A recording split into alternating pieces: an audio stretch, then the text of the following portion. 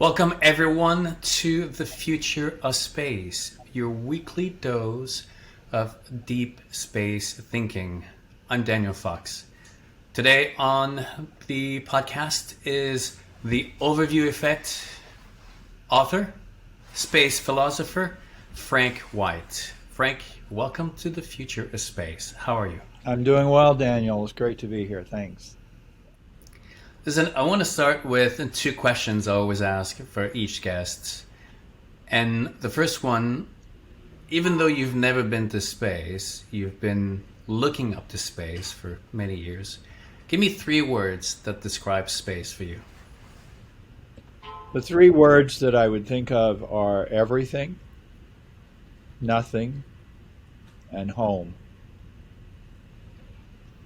Love it. Home. Our current home, future home, or just the Well, home in its general. I'd like to explain that because it comes from an astronaut, Katie Coleman. I did not actually interview her for this, but I was struck by the quote. She said, "The Earth is our ship, space is our home." And it is both our present home and our future home in that we're already in space on our spaceship Earth. And we will be moving out into outer space, and it will become a different kind of home. However, she's not the first astronaut who's made a statement like that. Many astronauts have talked about how they felt so comfortable out there. They felt it was home. They wanted to go back. And I have to admit, it's a bit of a mystery why they say that. There is something about humans, and I believe it may well be embedded in our DNA, that even though it's a harsh and dangerous environment, there's a part of us that knows that's where we ought to be. That, I've other astronauts have compared it to birth. And of course, when you're in your mother's womb, it's comfortable, it's easy, it's completely designed for you. And when you're born, it's traumatic, it's scary. Somebody slaps you on the you know what, and there are lights. And as we all know, life on Earth is not that easy. And there's a lot of people who talk about returning to the womb. And somehow I think humanity as a species knows we've got to do this. And that's why it feels comfortable, even though it shouldn't. I guess some of the parallel that can be made with when we're in the ocean, or some of the people who've been in the water, in this sense of almost we came from there, or we've lived there for so long. There's all like you never leave that connection, and if we're made of star dust, these molecules have been traveling and been recycled over several billions of years. I guess inherently at the core of those molecules is still that connection to the stars. I think you've characterized it correctly, and I agree with you. For those who don't really get it about outer space, they don't know why we like you and I, why we're so fascinated. Think about why is it that people want to go to the beach? Why are people so drawn to the ocean? There's something about humans that draws them there. It's very similar if you think about it, Daniel, because you can't go into the ocean for a long period of time. Certainly, you cannot go underwater without special equipment. It is potentially a dangerous environment, and yet people go there, not just in ships or in other ways, but they want to be close to the water. And as you say, there's something potentially about our past evolution that makes us want to go back there. And maybe there's something about our future evolution that makes us want to go out. I think we always have to think about evolution, though, because it's really central, excuse me. It's really No central worries. to our life. I mean, If we know anything, if you're a scientist and if you're a Buddhist, you might think those two are very far apart, but Buddhism teaches that nothing is permanent. Scientists know that evolution is just natural, and um, it's you can't really think about life without evolution and change. I wrote in my book Fill the Wild that there's this entry about water or connection to water, and I hypothesized if that's why we build skyscrapers so that from the top we can be reminded of where we come from the ocean, from the water. So ultimately, Yeah, the only reason why we build up is that we without, can see the ocean from the city. yeah. I think it's true. And I read somewhere, and I only say this as a layperson, I'm not a scientist of any kind in this field, that dolphins, whales, cetaceans are descended from land animals. Well, sea animals who became land animals and then said, "This is not for us," and went back. And again, why would that happen? Because in fact, being a mammal in the water is pretty hard life. Yeah. My wife and I took a dolphin tour in Florida, and the tour guide said, "Did you know that dolphins can only put half their brain asleep?" And we said, "No." And he said, "Well, they're mammals. They have to think about rising up and breathing. Yeah. If they went to sleep, they'd drown just like you would." And you think, wow, from an evolutionary point of view, if it's true, they traded a fairly straightforward life on land for going back to the water. Um, yeah. Now, you the second question is actually the premise of your book, but the second question is, what do you think going to space is gonna teach us with some of the insights that stepping into the outer space Mm-hmm. and looking back at the Earth will give us? And you wrote a book, and the overview effect is all about that. So, do you want to kind of? I know that you're known for the overview effect, but for the audience, can you tell a little bit more about that? Sure. The overview effect is a term that came to mind for me when I was flying cross country and looking out at the Earth. And I was thinking about life off the planet, always seeing the Earth in the sky. And I had an epiphany, I think I would call it, that people who had that experience would understand fully that the Earth is a planet, it's a whole system, everything is interconnected, everything is interrelated. And this is a understanding that surface dwellers are trying to get to. We know this intellectually, we feel it, and yet we don't experience it. And my question couldn't be answered about people of the future who are going to live there permanently. So I began to interview astronauts as proxies. And what I began to learn from them is that seeing the Earth in this way and then seeing the universe as the context of the Earth was not an ordinary experience. It was a bit of a shock.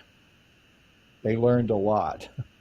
And when we say learn, we do have to think about it in the sense that they say to me when I interview them over and over again, "I knew there were no borders or boundaries on the planet, but it's still amazing to see it that way, not to see the divisions that we take so seriously." And one of the constant refrains is, no matter how different that person next to you is from you, they're really similar to you. Being human is such a common denominator, and you feel it. I suppose I haven't done it yet, but you feel it so strongly when you're looking down or looking back, I guess it is, from orbit or from the moon. These divisions that are so much a part of our brain that we don't even have to think about it, it's just there for us, become unimportant. The other thing that's important that we learn is how extraordinary our spaceship Earth is. The, it's interesting. When I first started interviewing astronauts, I focused so much on their experience of the Earth that I didn't think much about their experience of the universe. Astronauts see the Earth in a way that you and I haven't seen it yet. Um, I emphasize yet, since I think we'll get there. But I um, hope so. yeah, I know that's our goal. Um, they see it in a way that we haven't seen it, and the vast majority of people haven't had that experience.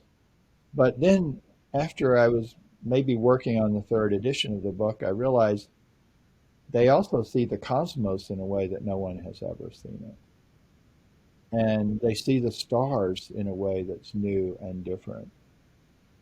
And they begin to understand as they look out how unique the planet we live on is. William Shatner, who is not a professional astronaut, I think communicated that in very dramatic language after he went on Blue Origin. He maybe overstated it, but he said, out there, it's death. And here below, it's light and life. But uh, it is interesting in terms of what will we learn.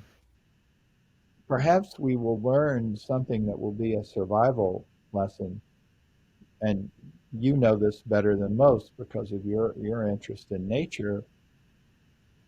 The fact that we're here is really pretty extraordinary.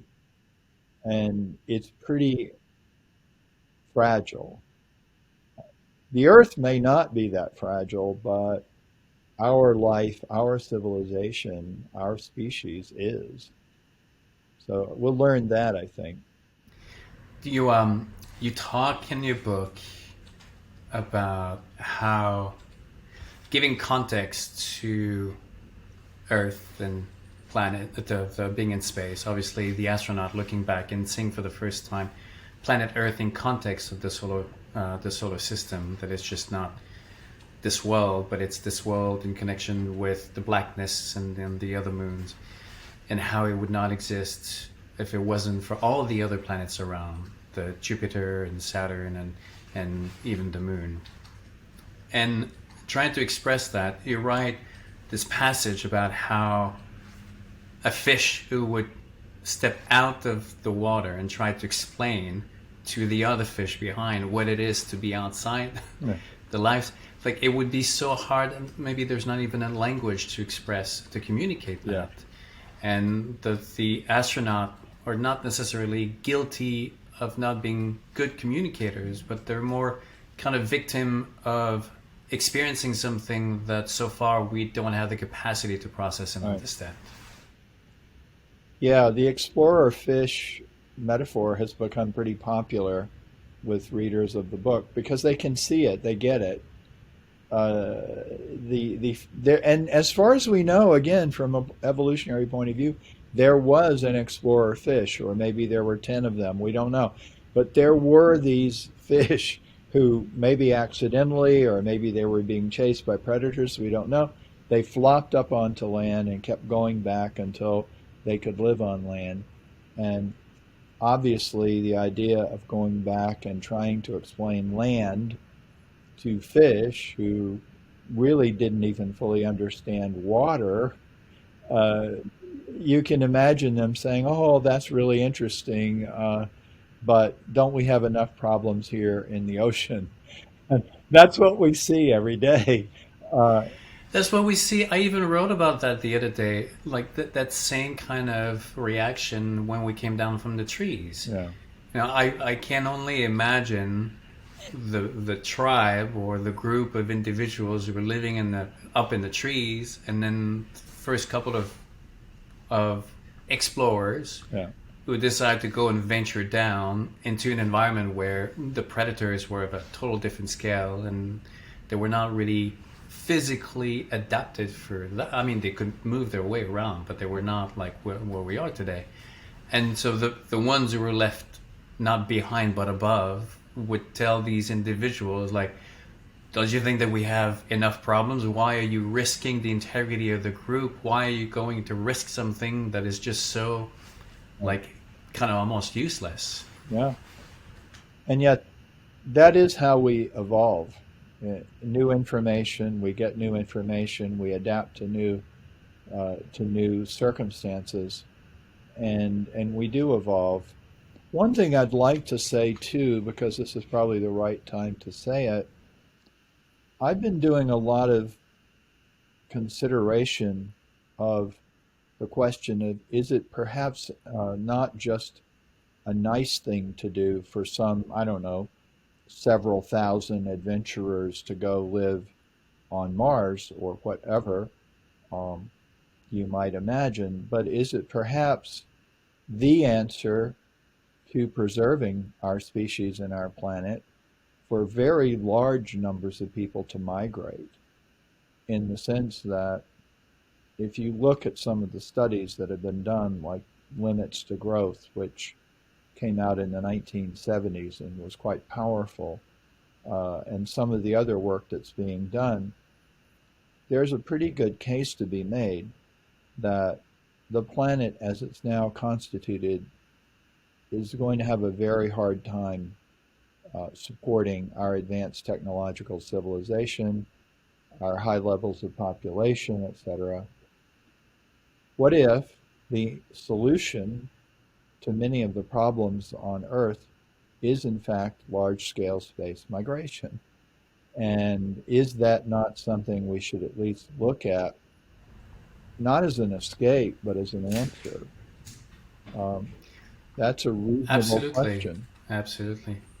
I mean, you got. I mean, you're into my realm, and at this point, this is the way nature has always worked. Yeah. Whether it's, if you look at wolves, at one point the family becomes too big that some of the males or the group will fraction, and then they have to go and find another territory because now there's not enough resources for that group of wolves.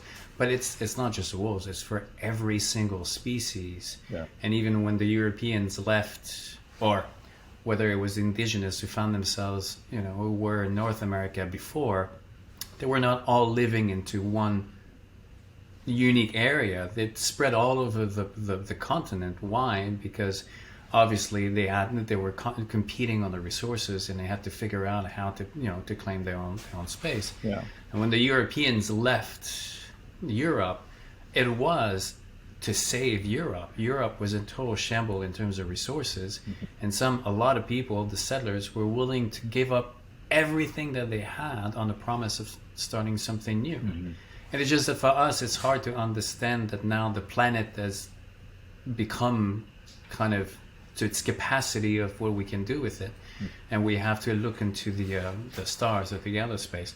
But this is exactly what I wrote, how we are going to space not because we want to, because nature wants to go. It's nature's next journey. It's been looking for this time for 4.6 billion years, ever since the beginning of a single cell. It's been pushing and evolving and adapting so that it could spread. Right. And if what kind of makes the human species successful, it's our capacity to share information through stories or through generations. And if you look at the planet Earth, it's knowledge, it's life. And if you look at the universe, which you do in your book, the Cosma Hypothesis, the universe is almost kind of a living organism, and it itself also wants life to connect. It wants the information to connect. Right. So we have this duty, this responsibility to export that knowledge and take it to new places. Right. Which is, you want to tell more a little bit about the Cosma Hypothesis, Right. which is your second book? Yeah, that grew out of the work I was doing on the overview effect. And it's interesting the evolution of that book as opposed to the overview effect in the sense that I mentioned in the published book that I have a manuscript that I was writing in 1988 called the Cosma Hypothesis. The overview effect came out in 1987. And at that time, I had a plan to write 10 books about space exploration. And at that time, I actually did write one other one that was on the list, the SETI factor. That's about the search for extraterrestrial intelligence. And shameless plug, the second edition of that is out now. Uh, uh, the first edition was published in 1990, and it's been updated and revised. But in any event, the Cosmo hypothesis was aimed at answering the question you've just been talking about, which is what is the purpose of human space exploration? And it was based on an insight that whenever we talked about purpose back in those days, 87, 88, we talked about the benefit to humanity. Oh, Apollo, they had to make better computers, so we got computers out of it. Or uh, people always joke about non-stick frying pans and things like that. And NASA has published a list of spinoffs every year. And that's certainly true. We get those spinoffs. But it hit me like a ton of bricks that it's all about us. And what about the universe? Or what about the Earth? Or what about the solar system? What is the purpose of human exploration that benefits the environment we're in? And that is what the Cosma Hypothesis is about. And the hypothesis, for which I have scant evidence, honestly, but the hypothesis is close to what you were talking about, which is we bring life and self-awareness and intelligence outward, and the universe becomes more alive, more intelligent, more self-aware. And you asked me once before, why do I call the universe Cosma? And it's just because I wanted it to be more feminine, nurturing in nature, but also I wanted people to think of it as a living thing, as a living information system, actually. And so when I talk about purpose, I'm not being a theologian. I'm really talking, again, environmentally. Every species fills a niche and does something for the environment. And so I could be wrong. My hypothesis could be wrong, but the the question is something everybody should ask. What are we bringing to the adventure? And it may seem like a stretch to ask why are we important to the universe, but for a long time we just thought that seeing ourselves as a partner with the earth it seemed out of place. Well, what are you talking about? And yet now we do, I think, increasingly see ourselves interconnected with the planet in a way that we didn't 100 years ago or 200 years ago. So I believe it's possible for human consciousness to get to that point. Um, and that's why I was exploring it. And for data, if you will, I went back to all my astronaut interviews. I pulled out what they said about the stars, about the universe, not about the Earth, but about the cosmos. So the overview effect, and because you were talking about obviously the connection to these other planets, the overview effect is looking back at the Earth and realizing where we come from, the fact that there are no boundaries from that point of view, the connection of between the oceans and the land, and everything is under this little tiny planet, all our evolution. But also you talk about the Copernican perspective, which is looking out and understanding that same level of connection, but throughout these even bigger planets. And I was reading this morning, not reading, I was watching something about the moon. Obviously, the moon is in orbit because it's falling fast around the planet, Yeah.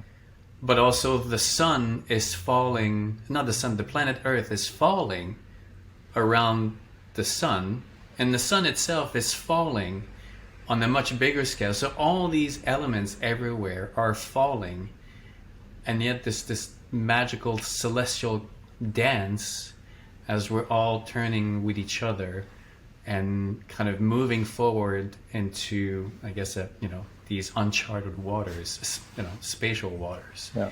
But the connection, obviously, there's a lot of theories that say that life came to be on Earth because of the moon. The moon was creating this push and pull of the water, and then some of the fish find themselves stuck, in little tide pools.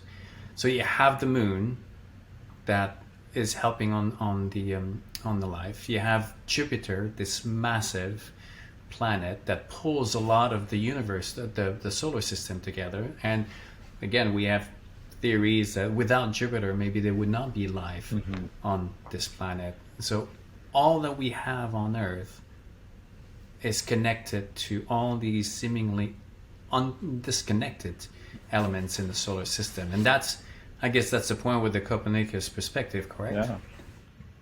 Yeah. I'm sure as a writer, you know what I mean when I say, I don't know what I know till I write about it. And Yes. so I start with an idea. Of course, you have to have some idea of where you're going. You could never write a book. But I'm always surprised, and this is true in fiction and nonfiction, I'm always surprised at where the writing goes. It hopefully will always go along unforeseen paths. In other words, exploration, as we're talking about. And one of the insights that occurred as I was writing the first edition of the book was, okay, there's the overview effect. You've established that, what happens in orbit or even going to the moon. But what's really profound here is space exploration, that is, moving further and further from the Earth, is a constant change in consciousness. And after the overview effect is the Copernican perspective. The reason I mentioned Copernican was he was the first European to really state that we're part of a solar system. And we are. And what you just talked about is an interesting area of research. And that is, what is the impact of Jupiter on planet Earth? Most people don't ask that question. There are people studying Jupiter, and they know a lot about Jupiter, but they may or may not talk about its impact on Earth. There are people who study the moon, and they do see there's an Earth-Moon system. But what is the meaning of the solar system in terms of who we are, where we are, and the consciousness we have? And so people ask me, well, what about the people on Mars? Will they experience the overview effect? And that's a really good question, but the answer may be surprising. And that is no, not really, not in the same way, because the overview effect, the way it's been defined, is seeing the Earth as a whole system. You're seeing the continents, you're seeing the oceans, you're not seeing borders and boundaries. People living on Mars aren't going to see that. They're going to see a point of light in the sky. They will need a telescope to see detail. So as we've talked about the overview effect, no, I would say they will see the Earth as part of the solar system. It will be more the Copernican point of view. And, we've all, I hope all of us have heard the beautiful commentary by Carl Sagan about that view of the Earth taken from far out in the distant reaches of the solar system. And he called it a pale blue dot. Yeah. When I look at that picture, it looks like a molecule. Doesn't look like Like a star, yeah, like a planet. yeah. Um, Well, this is exciting because it means what are we going to get out of exploration? Well, changes in awareness. And this goes back to your first question. What will we learn? What will we learn? Part of what's exciting about exploration and consciousness is that you don't know. And I had a great interview with Don Pettit, who's an astronaut. Even today, he's the oldest active astronaut. And he's in his 60s and he's still qualified to fly and he wants to. And we were talking about, people say, okay, what's the result of exploration? On February 29th, what's the output? And you say, we don't know. You don't know? No, we don't know. And this is a lesson we have to keep learning. I mean, whether it's medical research or exploring outer space or meditation, whatever form of exploring you do, or even writing, you don't know the answer beforehand. So that's a good thing. And yet, somehow it makes us very uncomfortable not to know what people living on Mars will learn. And that's why we write science fiction, is we want to think about it in some sort of um, non-objective way. I mean, we don't have to prove this is how they'll think. We're imagining it. It will be interesting. I mean, finding ourselves on a new planet and making the difference between science fiction, all these years of science fiction, and the reality of it. Yeah. There's always a romantic idea of what life is, and then there's the reality of it. Yeah. And when people left, again making a parallel, when people left Europe, great, the promise of a new beginning, a, a, a travel on the sea, but then the reality of the mundane, the feeding yourself, the establishing your shelter, the routine of making sure that everything is in place and that the oxygen supply is taken care of. Those are the reality of Right. the future. In the same way that back in the days when we kind of drew a picture of the future, there were spaceships, but we never thought about all the satellites all like around the earth giving all the technology. Hmm. And now we have to deal with the reality. Yeah. You were talking earlier about, will the overview effect be experienced on the planet Mars? And the reality is no. In the same way that when you fly on the plane, you start from the ground, you get up, and then when you travel, you do have that perspective. But the minute that you land back where you at your destination, then you're back on the ground, and then obviously that perspective is behind you. Right. And it will be the same, the same thing as when we get to Mars. The departure, the travel, experiencing that connection through space and through that solar system will give us the opportunity to experience something that was just changed the way that we see life. But once we get onto the planet, then it's going to go back to, great, now we need to survive, we need to figure out, we don't have the luxury of really thinking too much. We need to establish ourselves and make sure that we live until tomorrow.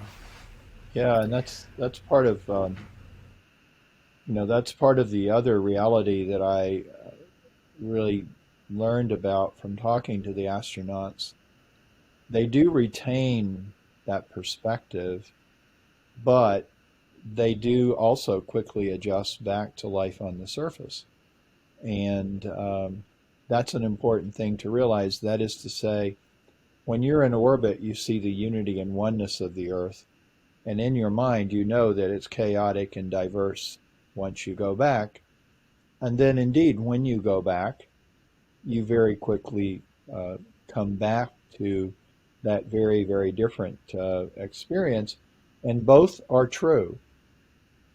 The unity is there, the diversity is there, and that's hard for us to hold in our minds, two very apparently different realities, and yet they're the same reality.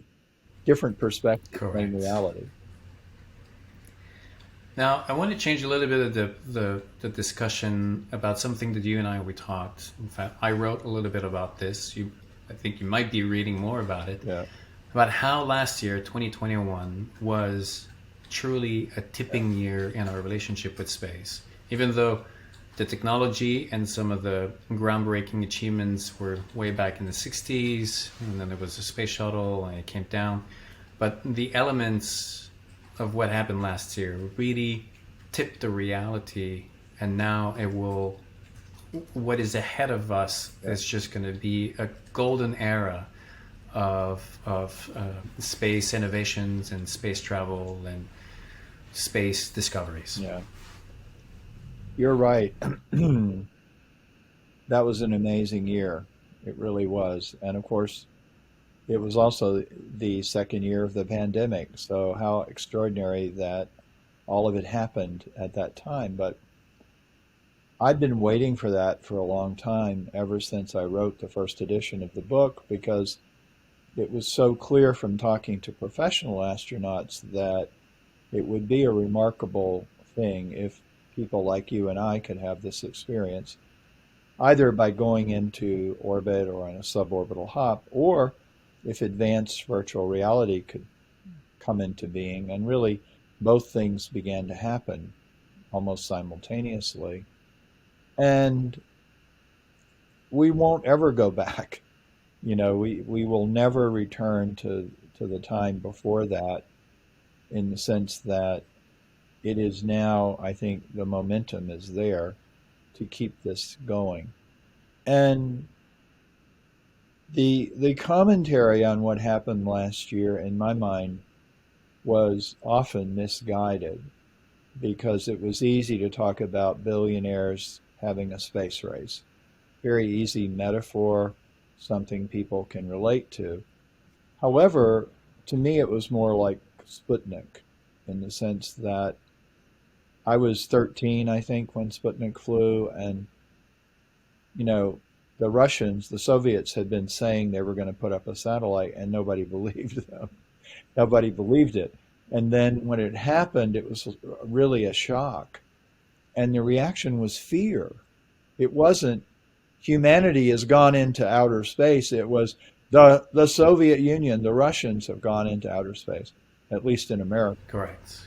And so the reaction was very much of its time. And yet what was really happening was humanity had begun this great adventure that we're talking about. So similarly, the reaction was Sir Richard Branson is a billionaire, and Elon Musk is a billionaire, and on and on and on. Jeff Bezos is a billionaire. Well, of course, that was important because they were able to fund the activity. Yeah. But from my point of view, what I saw was the overview effect is now an experience that many, many, many people can have. And if I'm right, it will change society dramatically for the better. Absolutely. That's what I saw. Absolutely. But, just to close on this point, we see what we know. And so I've spent 35 years thinking about this moment, 2021. So I was ready to see it in a certain way. The people writing about the billionaire space race had not been doing that. They had been on a different path. And so they saw what their experience, background, and training brought them to see. And so it's part of our job, really, is to help people see this new space age in a different way. Which you've been doing amazingly well. You've created an overview roundtable a year plus ago. You've seen it evolve from a concentrated tribe of space geek nerds to a complex community of people from all different backgrounds. And even you and I, you being in the space for 35 years, me being a solo wilderness expedition and in the more nature aspect, and here we are, talking about moving into outer space. So obviously the dialogue has evolved and spread, and it's changing. There's a lot of people coming to the table and bring their own perspective. Yeah. Now, Frank, I want to be mindful of your time. Yeah. We've been together for 45 minutes. I want to close before we tell the audience where to find you. I want to end on your involvement with a nonprofit that is really dear to your heart, Space for Humanity, which is over the last year, also because of 2021 and because of all the attention, has grown to new level, has received some funding from Bezos or from Brand. Mackenzie Scott. I can't remember Well, Branson and about. Bezos, actually, yeah, I'd say. Okay. Giving them resources and outlets that were just dreamed of. So, can you kind of end with what is Space for Humanity quickly, and what is in the pipeline for the organization? Yeah, so I'm on the board of advisors of Space for Humanity, and I think it fits nicely not only as a single organization, but as a sort of a predictor of the future. Once we understand that this perspective can change consciousness, it then becomes possible to use the technology to create the perspective in order to change consciousness. And that's a big break from what space agencies had done. Astronauts who flew on NASA space flights didn't go to experience the overview effect. They went to do other things. And when they came back, they weren't expected to do anything in particular for the society. Well, Space for Humanity is a model where you get chosen to go based on what you'll do when you come back. And part of the obligation is we will pay for your trip to experience the overview effect, and then you're obligated to come back and do something that makes the world a better place on Earth. So it's a Wow. tool. And as Dylan Taylor says, and he is the founder of Space for Humanity, going back to your question, 3 words to describe space, Dylan says space is a place for transformation. It's a tool of transformation. And that is something that humanity has that we've never had before, which is an experience that we can shape that can transform individuals and society. What an amazing process that is. And, you and I are lucky Absolutely. enough to live when it's happening. What Yes. a trip. Yes. What a trip. So I understand that right now people can apply to become an astronaut until February 15, correct? I think that's correct. What an amazing opportunity that the foundation will give to people. I mean, we're there. This is happening. This is not just whether it's going to be with Blue Origin or I mean all these new players that are getting into the not going to call it the race, but the reality of it. Right.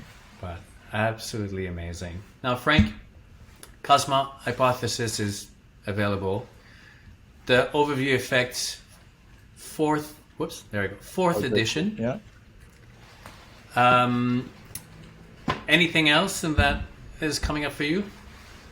Well, don't forget that actually there is an overview trilogy. There's also the new Camelot, and all of these are available on Multiverse Publishing on their website. And yeah, That's right. You're a new yeah, publisher. my new publisher. And there is a huge new interest in the search for extraterrestrial intelligence. And I do believe the SETI factor, which has been revised and is coming out with at least one new interview and several new ideas in it, I think that's going to be far more interesting to people now than it was back in 1990 when I wrote it. So Yeah, there's always a new book being written. we can't wait. Okay. I will put the link to your website in the comments and also the links to your books. People can find you also on LinkedIn. Are you on Instagram? Try to a little I'm bit. on Instagram, LinkedIn, and Twitter. Okay. Excellent. Are you on TikTok? I'm not on I'm TikTok. Are not you on on TikTok? TikTok, but I'm an explorer, so I'm gonna try TikTok. Yes. All right. Well, I'm gonna leave that exploration to others. I find Okay. TikTok to be to be All exciting. right. Frank, Thank you so very much for your time and for Thank your you, Daniel. insight. Thank you for giving the world a way to express and to interpret the experience of going to space. I'm pretty sure that the astronauts were busy with experiments on their own, and you were able to give them a structure to express to capture their emotions. So on behalf of the world, thank you. Thank you, Daniel. We will see you on the road this year, hopefully, Yep. as we start to travel. And I look forward to catching up in person. So, Frank, Same thank you. here. Thank you, Daniel. Bye bye.